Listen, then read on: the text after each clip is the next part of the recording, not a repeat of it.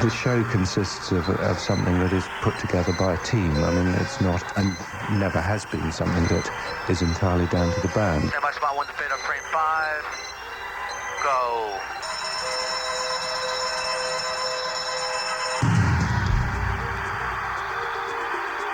On the concerts, every single person has got computers. There's millions of them out there. All right, stand by spotlight number 1 to fade up frame number 5. And Ian, remember those chairs when you get a chance. Thank you. Stand by for the group, frame number 2. Group, stand by frame 2, spots 1 and 4. Stand by frame number 1. Stand by Bear Lake 333, tell us hand 101. Stand by everyone. And go. Restless eye across the weary room. A glazed look, and I was on the road to ruin. Music played as we were without end. No hint, no word, how to defend. I will, she sighed to my request. Then she tossed her me, all my resolve was put to the test. Then drowned in desire, our souls on fire, I led the way to the funeral pyre. Without a thought, consequence, I gave in to my decadence. One slip and down the hall we fall. It seems to take no time at all. A momentary lapse in reason defines a life for life. Small regret, won't forget, there'll be no sleeping here tonight.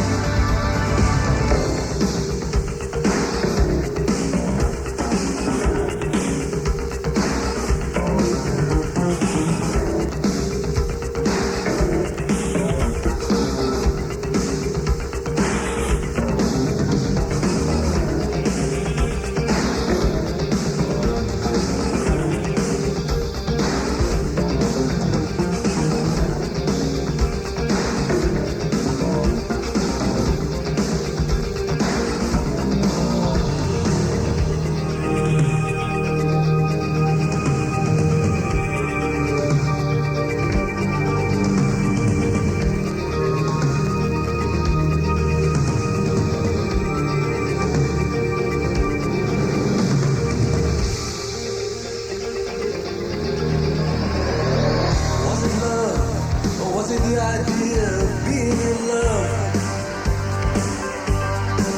Or was it the hand of fate that seemed to fit just like a glove? The moments slip by, soon the seeds were sown. The year grew late, neither one wanted to remain alone. One slip and down the hall we fall.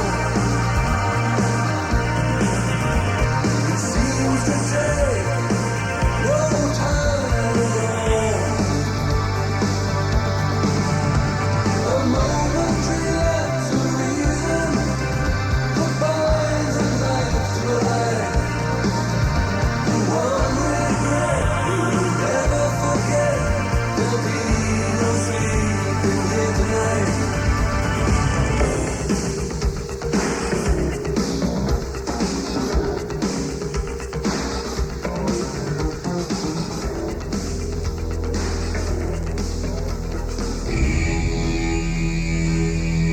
One Slip from Pink Floyd's A Momentary Lapse of Reason. As you probably gathered from the opening, this is no ordinary show. Do not attempt to adjust your radio. What you heard in the beginning was the Pink Floyd production team at work. Now we're going to issue you a backstage pass and for the next 2 hours, take you behind, above, and in front of the stage to show you what it takes to put on a Pink Floyd concert extravaganza. As usual, anything relating to Pink Floyd is unusual. For example, most bands record on land. Pink Floyd recorded their latest album on a houseboat. David Gilmour. It has one very big room at one end of it, which is about nearly 20 foot wide by 30 foot long, which is the size of a very substantial control room.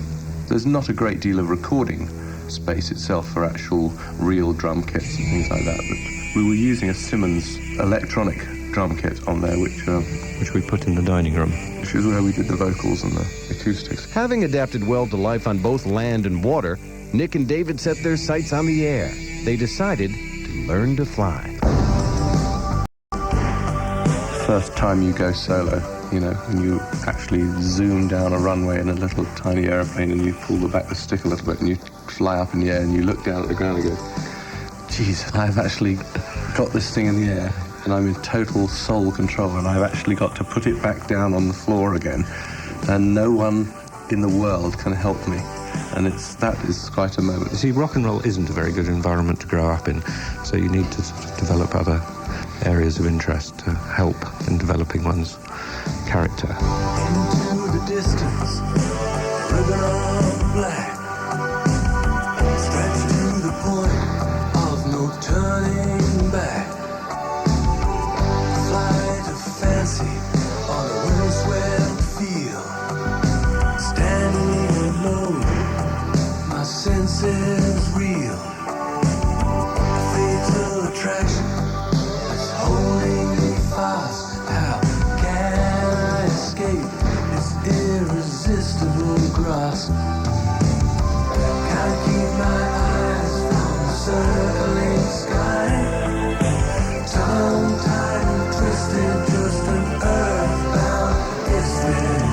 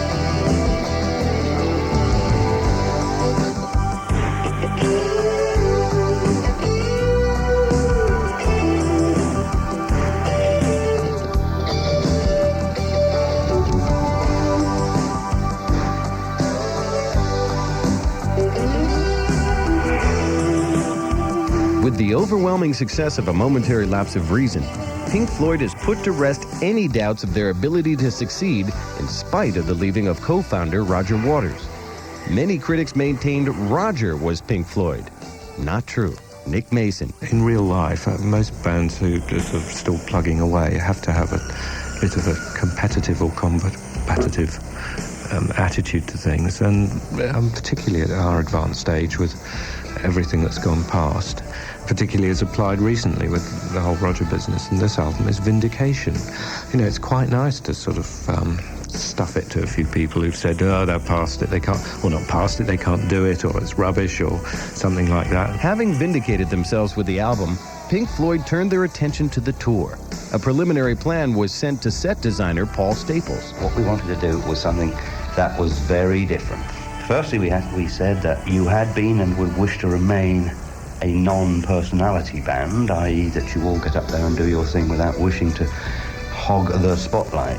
And that equally, we wanted the audience as far as possible to go into a hall with no real big, impressive lump of stage machinery, and that at the end of the show we should be able to tuck it all away, as long as it'll go in the back of 3 trucks. Fat chance, Paul. Production manager Morris Lyda points out how these schemes tend to grow a little. Right now we're consuming the volume of 9 48-foot long trailers. From the start of the outdoor show to the end of the outdoor show, it's about 3,000 man-hours to put it up and tear it down. If one man goes in to do it, it's going to take him damn near a year to finish it. Or we could hire 3,000 people and have it done in an hour somehow. I don't know. I'd like to see that one. On the turning away from the pale and downtrodden, and the words they say which we won't understand. Don't accept that what's happening is just a case of all the suffering, or you'll find that you're joining in the turning away. It's a sin that somehow light is changing to shadow and casting its shroud over all we have known. Oh, the world, how the ranks have grown, driven on by a heart of stone. We could find that we're all alone in the dream of the crowd. On the wings of the night, as the daytime is scurrying, where the speechless unite in a silent accord, using words you will find a strange, mesmerized as they light the flame. Feel the new wind of change on the wings of the night.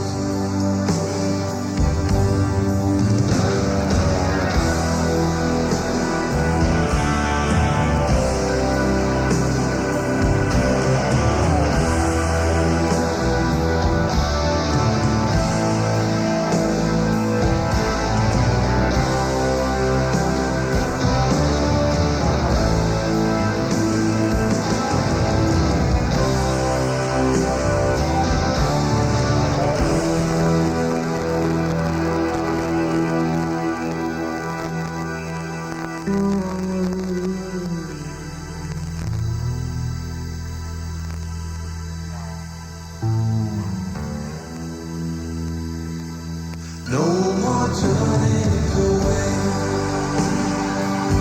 from the weak and the weary. No more turning away from the calmness inside. Just a world that we all must share. It's not enough just to stand and stare. Is it only a dream that there'll be no more turning away?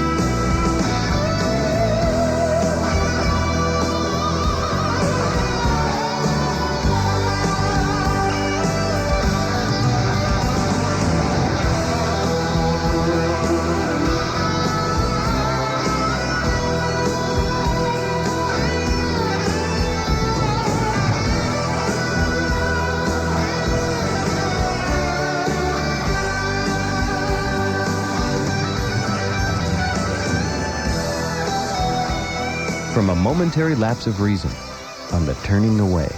Don't you turn away. Your backstage pass for Pink Floyd Up Close will still be good when we return. Using your backstage pass, who might you run into besides Dave Gilmour and Nick Mason? Here we have two members of one of the crew, one of the band, Scott Page with the band. Hi, Scott. I'm saying hi, Scott, yes. Scott is one of the many musicians that Pink Floyd has used to create their masterpieces. What we've always done, really, going back to at least as far back as Dark Side of the Moon anyway, is when we want to get a particular thing or try something out that we don't normally do, we get someone in.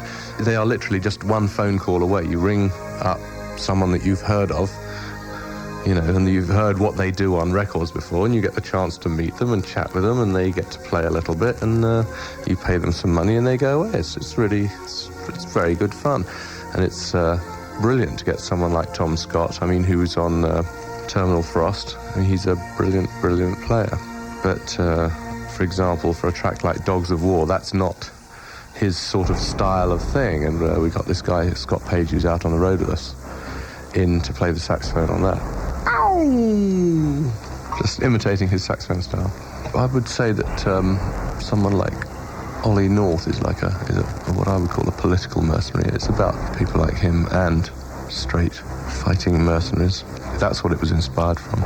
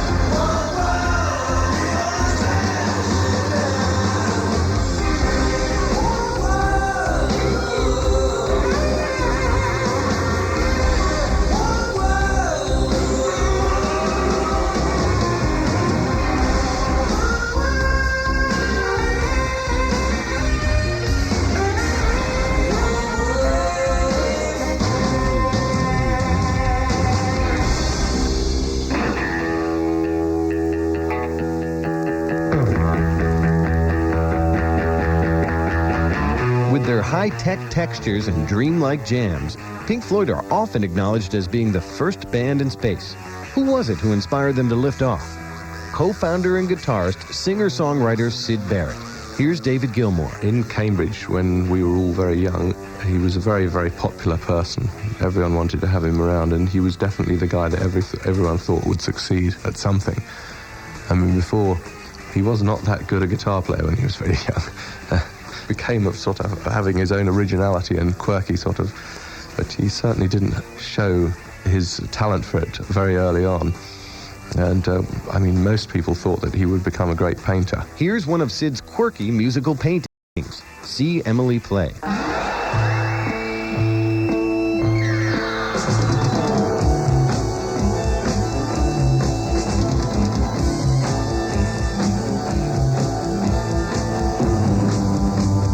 Emily tries but misunderstands. She's often inclined to borrow somebody's dreams till tomorrow. There is no other day. Let's try it another way. You'll lose your mind and play. Free gates for me.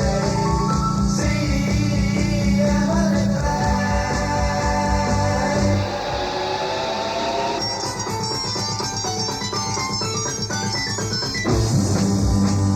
Soon after dark, Emily cries. Gazing through trees in sorrow, hardly a sound till tomorrow. There is no other day. Let's try it another way. You'll lose your mind and play. Free games for me. See Emily play.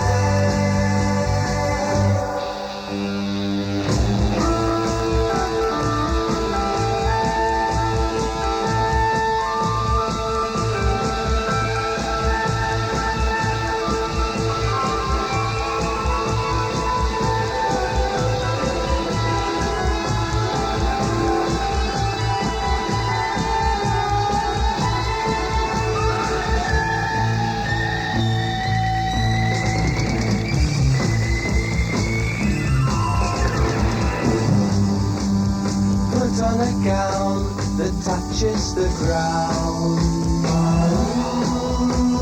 Float on the river forever and ever.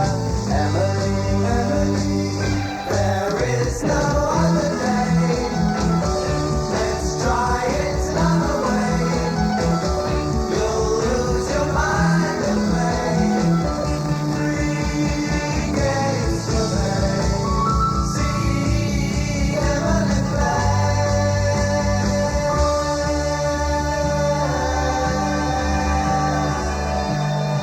Production manager Morris Lida explains the super advanced technology and absolute crew loyalty on the tour. This is Ziggy right here, our projectionist, the man that runs this highly sophisticated computer-controlled projection system, which does not require you to light the candle. You only turn the switch on, and the mechanical arm comes out with a match and lights the candle. Ziggy, out of all the shows, and God knows you've done a lot of them, how does this show compare to other shows you've worked? The best. The best. And I mean that. He'll get paid next week. Thanks. I try to hire people that are making payments on a big house. You see, or they just bought a Jaguar or something like that. Then you know you have dedicated individuals that will work for you, if not willingly under duress. And I will fire them if they don't hustle. It's worked out so far beautifully. David Gilmour. The period when we started to do metal actually was a very good period for us. We'd been through a couple of years of really being fairly unsure about the way forward.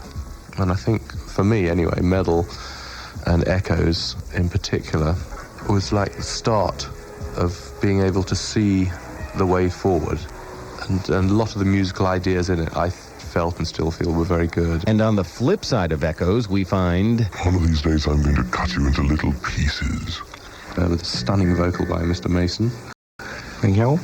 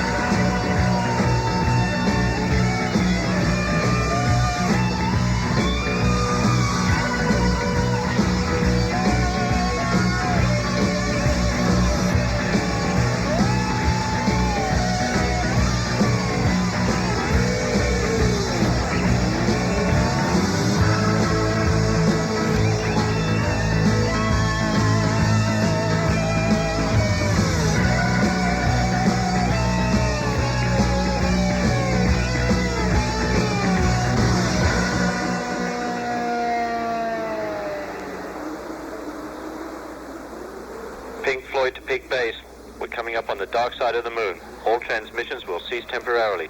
Stand by.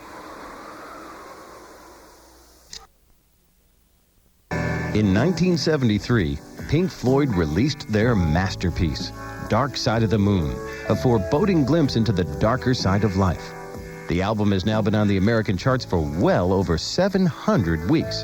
That's almost 14 years, almost 100 dog years. David Gilmour and Nick Mason. What we used to do in those days was we would tend to rent a rehearsal room and spend weeks in the rehearsal room throwing ideas around and writing pieces of music and chucking things to and fro, and we did that on that. It gradually all came together. Roger wrote a lot of good lyrics. We put it all together, and then we actually went out and performed it. We actually toured it around the world, America and everywhere, under a different name. It was called Eclipse originally, before we ever recorded it. I think the development and the actual knowing how to play it very well from having done concerts of it around the world was quite a big factor in the recording of it being good. It's a good system for making records, really, but of course it's now entirely obsolete because of bootlegging. There's no way you'd dream of doing anything like that now.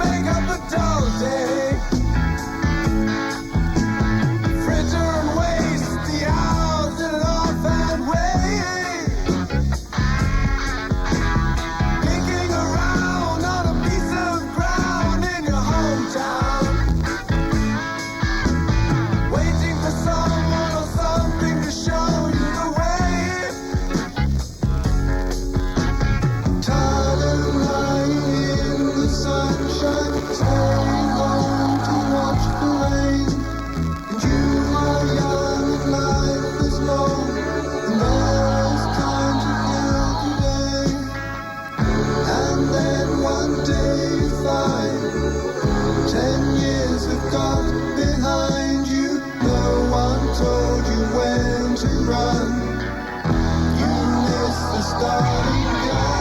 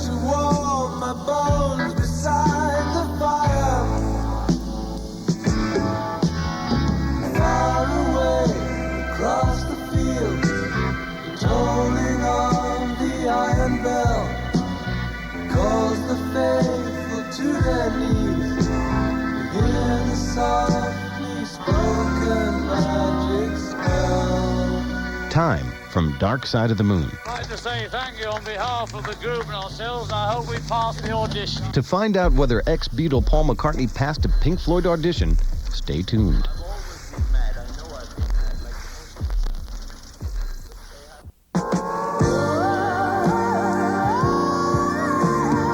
Accompanied by yet another ambitious stage show, Dark Side of the Moon shot to #1 in America.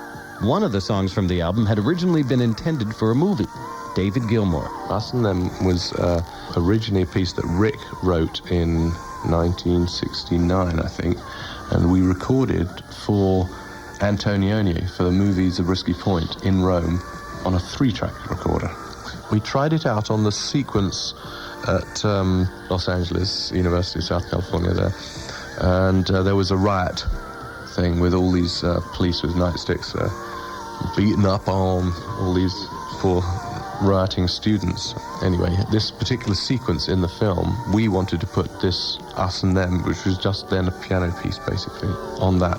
And there's lots of slow motion beating up with nightsticks going on, and we thought that music really worked fantastically. Antonio disagreed and didn't use it, so it sat around in the vaults for another 3 years till Roger wrote some words for it, and it became Us and Them.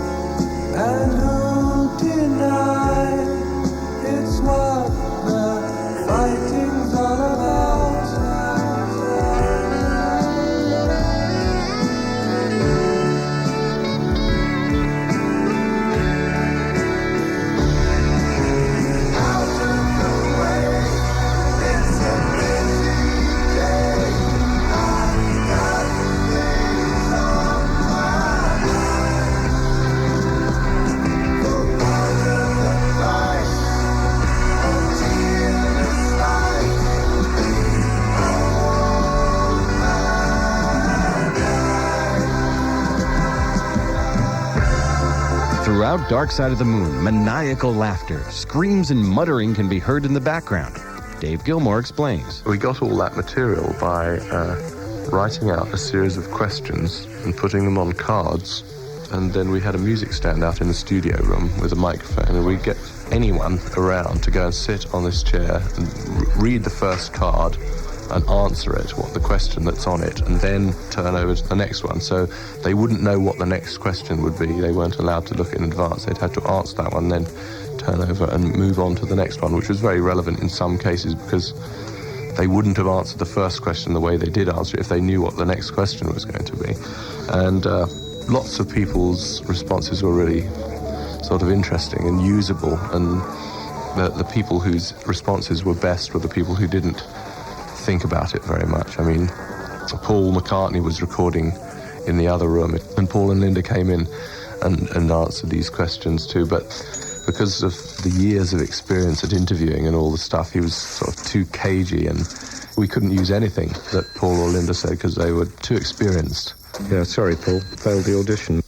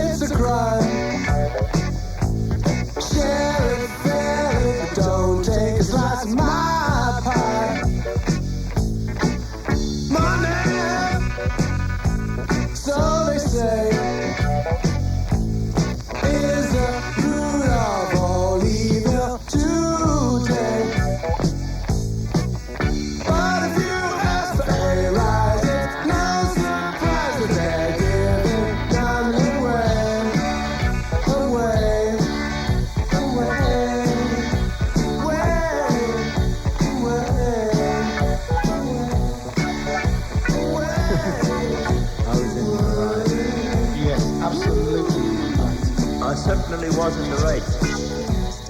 Like he was cruising for bruising. I don't know, I was really drunk at the time. He just told me it was a pump into number 2. He was asking why he doesn't put it on 3011. So after I yelled. Dark Side of the Moon proved to be an almost impossible act to follow. It was over 2 years before Pink Floyd were able to come up with a sequel, Wish You Were Here. On it was the 9-part tribute to Syd Barrett, Shine On You Crazy Diamond. When the rigors of the rock and roll world swiftly overtook Syd, he was replaced by his friend David Gilmour. The glorification of his madness is something that I'm not keen on myself. The romanticizing of it really is, I'd say, is more accurate, because it's not a romantic thing at all. You know, the guy is a sad case. You know, not a happy boy, not enjoying his life. Well, I think that actual song, the words for the actual song called Shine On You Crazy Diamond are about Syd, but the rest of the album, you know, things like Wish You Were Here and things are not so specifically there. I'm sure Syd is included in those as well, but he's only a part of it in those ones. There was a feeling that we needed some inspiration at the time, certainly, but I don't think that's got anything to do with the words in Shine On You Crazy Diamond.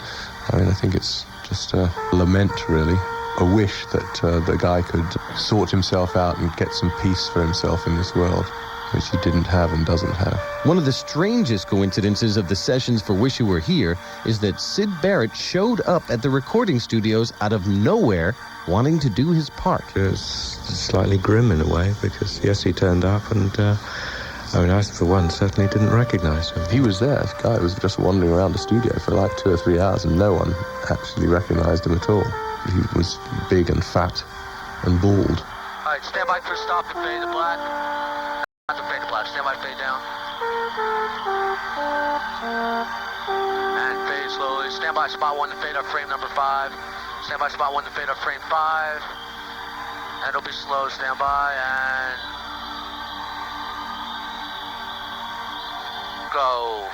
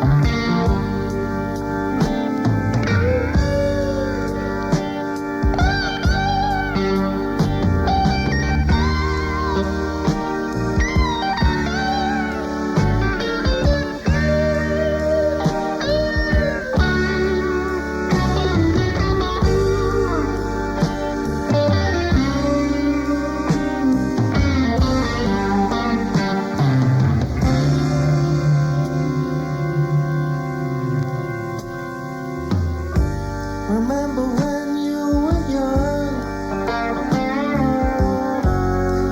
you shone like the sun. Shine on, you crazy diamond. Now there's a look in your eyes,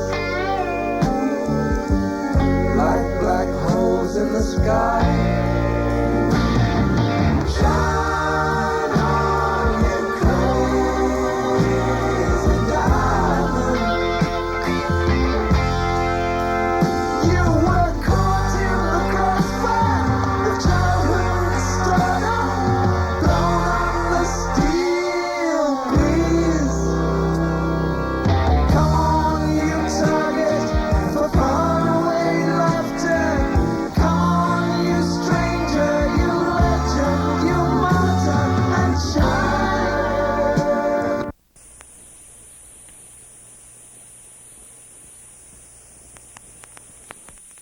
That you'd be putting a great big mirror ball up in the air like that? Oh, definitely, yeah. When I was about 2 years old, I every time I saw a mirror ball, I always went for them, yeah.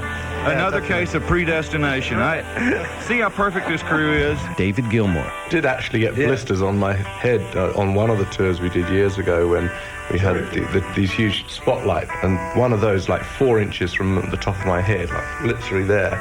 There was one time when I was doing on the Wish You Were Here album stuff, when I was playing a slide guitar, a lap steel thing, when you're sitting down on a little chair, and the thing would, this guy took great delight. He would be sitting above me with an operator up there, and I could hear him laughing as he was trying to burn holes in my scalp.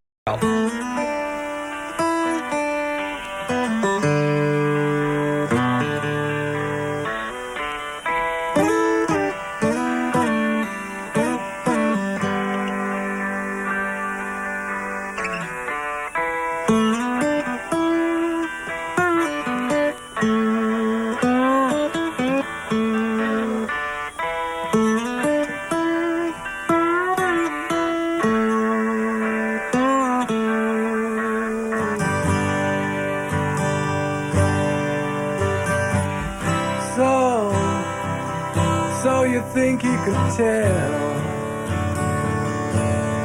heaven from hell, blue skies from pain? Can you tell a green field from a cold steel rail, a smile from a veil?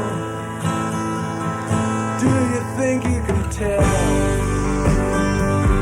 Did they get you to train your heroes for ghosts, hot ashes for trees, hot air for a cool breeze, cold comfort for change? Did you exchange a walk-on part in the war for a lead role in a cage?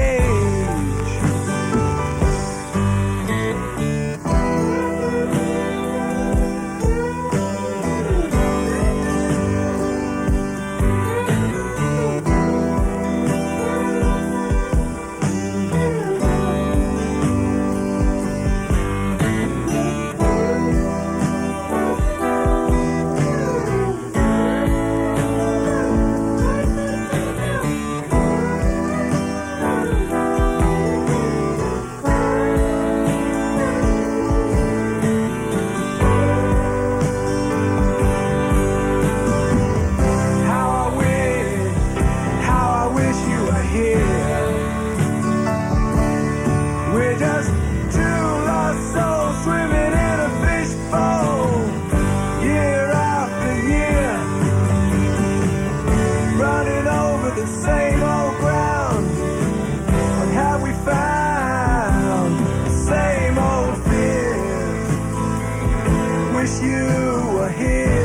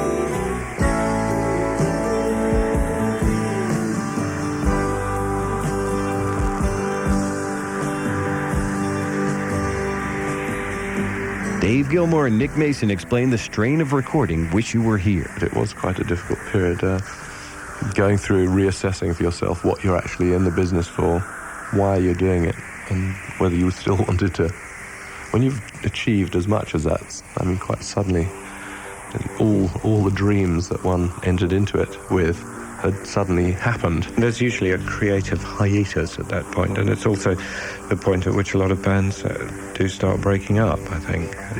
Most people can all pull together while they're trying to achieve the same goal, but as soon as they have, they'll actually lose the spirit of the thing. That album has an atmosphere to it which shows that off, but I think it's wonderful. I mean, there's something about that album that I like, I think, more than any other. I think it's partly the fact that it just drifted off onto a completely different course. It was almost the antithesis of Dark Side of the Moon. It takes all the time needed to make a point musically. I mean, it's so slow-moving in comparison to Dark Side.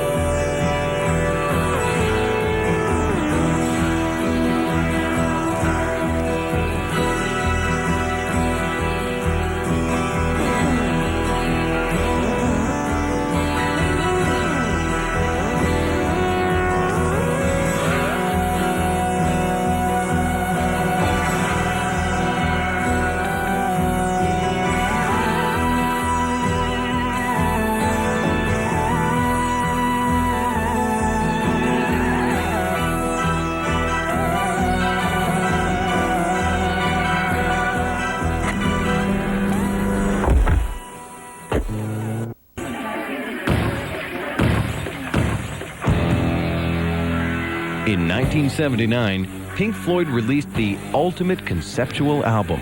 It was called The Wall.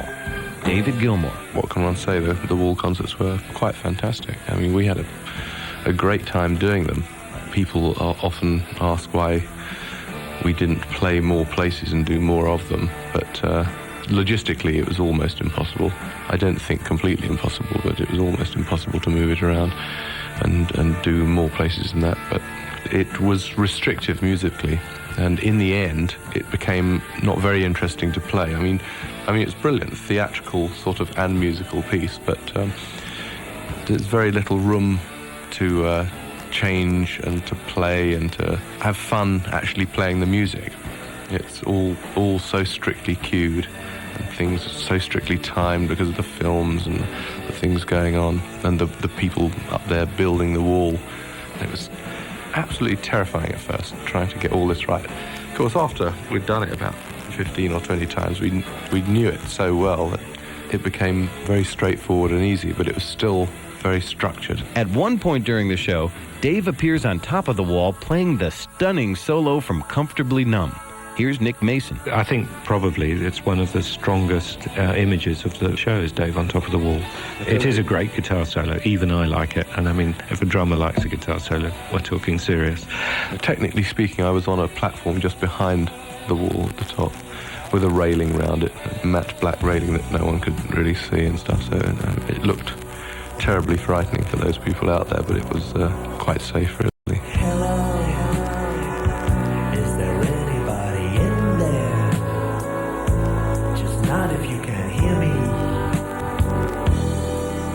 Is there anyone home?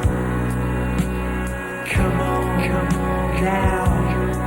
I hear you're feeling down. Well, I can ease your pain, get you on your feet again. Relax. I need some information first. Just the basic facts. Can you show me where it hurts? There is no pain, you are receding. A distant ship, smoke on the horizon. You are only coming through in waves. Your lips move, but I can't hear what you're saying. When I was a child, I had fever. My hands felt just right to balloon. Now I've got that feeling once again. I can't explain, you will not understand. This is not how I am. I have become comfortably numb.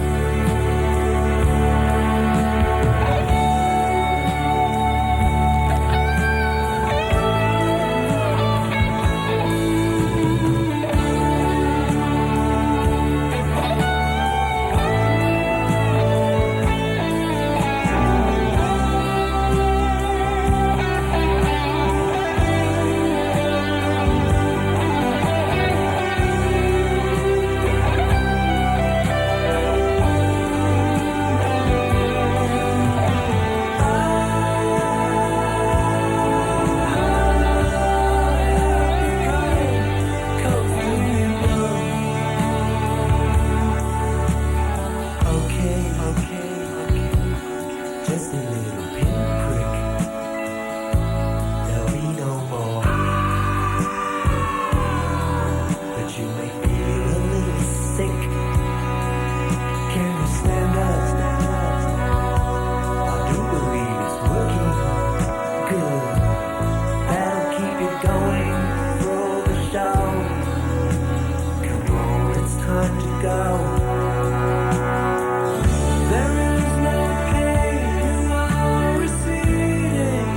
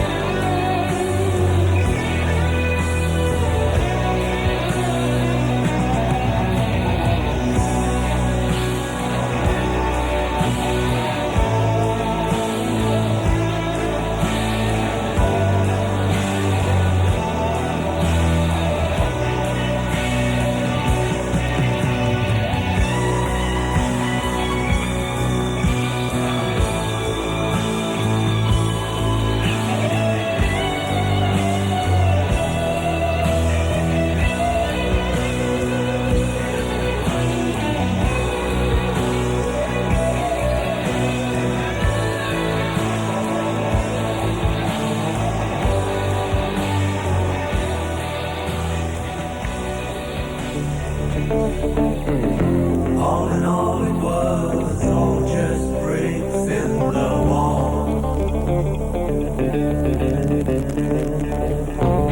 The song Another Brick in the Wall Part 2 became Pink Floyd's first #1 single in the United States. Were they impressed? No, it doesn't mean anything.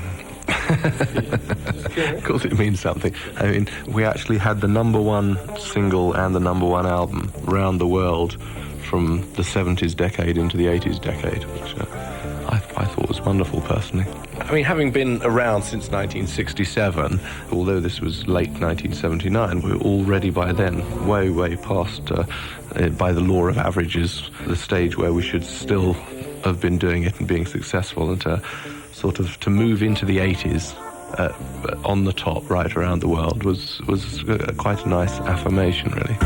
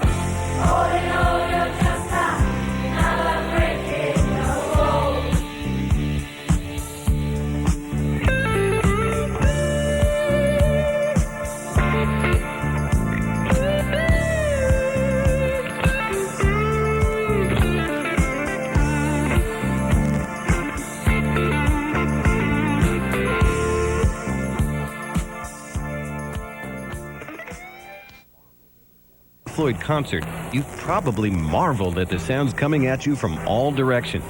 What you're hearing is the band's legendary quad system. We've discovered that the real secret is in the placement of the speakers, a craft that's not taught in school. We return backstage to production manager Morris Lyda. It's not verified, but I've heard that they take a spoon that was made in like 1625, but it's the perfect spoon. They go to what is approximately the center of the arena, and after taking one small piece of clear light acid, drop that spoon on the floor, and they actually see the direction that the sound goes in from that spoon. And in doing that, they know where to put these quad positions so that everyone gets the perfect quad sound. And you're surrounded by it, and it's a magical thing indeed. The people that do that are kind of strange, though. Shortly after they drop the spoon, they're pretty much useless the rest of the day. Nice bunch of people, though. Now that you've seen what it takes to put these shows together from a technical side, let's listen to the end result. Yes, well, here's the fresh new live recording of Run Like Hell from our show in Atlanta, Georgia.